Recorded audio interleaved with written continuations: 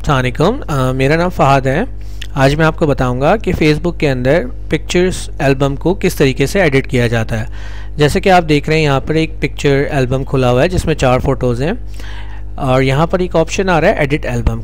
जब आप इसको क्लिक करेंगे तो एक और बॉक्स खुल जाएगा जिसमें एल्बम का नाम, कहाँ बना, ये एल्बम कहाँ बना है, वेयर, डिस्क्रिप्शन उस एल्बम के बारे में कि किस तरह की तस्वीरें इस एल्बम के अंदर हैं, और प्राइवेसी ऑप्शन है। प्राइवेसी ऑप्शन के अंदर अगर आप जाएंगे तो एक पब्लिक है कि आप ये फ़ोटो एल्बम पब्लिक में शेयर कर सकते हैं, एक फ्रेंड्स के साथ शेयर कर सकते हैं, या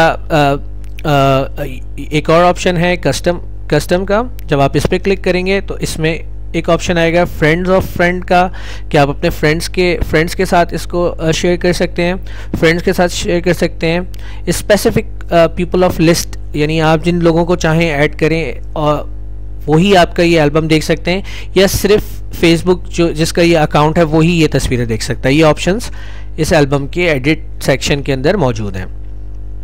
वापस आते हैं हम अपने एडिट सेक्शन के ऊपर। जैसे कि यहाँ पे एल्बम का नाम लिखा है, लिख सकते हैं हम कि हाँ, इसको रीनेम कर सकते हैं।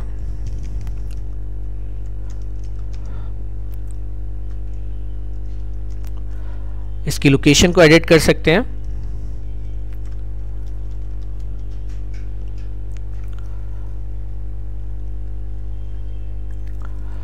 इसकी डिस्क्रिप्शन को ऐड कर सकते हैं।